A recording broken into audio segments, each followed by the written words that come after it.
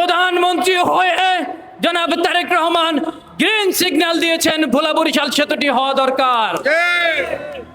Tarique Rahman green signal দেওয়ার পরে মন্ত্রী পরিষদের সংসদীয় কমিটি এটিকে অনুমোদন দিয়েছে। আপনারা জানেন এটির যে ব্যয়ভার এবং সবকিছু অনুমোদন হয়েছে। আগামীর ভোলার নেতৃবৃন্দ এখানে আছেন, আগামীর ভোলার সবাই এখানে আছেন। সবার সম্মতিতে আমরা মিনিস্ট্রিগুলিতে আমরা দৌড়িয়েছি, আমরা এখনো দৌড়াচ্ছি। আমরা বাংলাদেশের মাননীয় প্রধানমন্ত্রী তখনকার বিএনপির চেয়ারম্যান জনাব তারেক রহমানের কাছে আমরা মেসেজটি পৌঁছে দিয়েছি যে আমাদের এই সেতু দরকার। তারেক রহমান আমাদেরকে বলেছিলেন আমি নির্বাচনী প্রচারণায় এটিকে ঘোষণা দিব।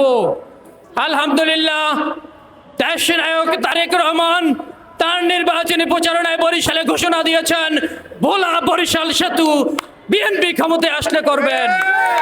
আমরা দেখেছি তারেক রহমান তার কথা রেখেছেন। পাঞ্জাবের জগতে একটি বিশ্বস্ত নাম শাবাব এথনিক ওয়্যার।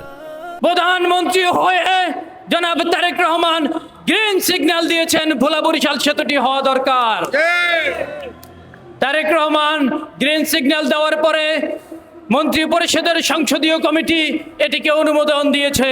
আপনারা জানেন এটির যে ব্যয়ভার এবং সবকিছু অনুমোদন হয়েছে। অগ্রগতি হয়েছে। তারেক রহমান পজিটিভ, মন্ত্রী পরিষদ পজিটিভ, গোটা বাংলাদেশ পজিটিভ।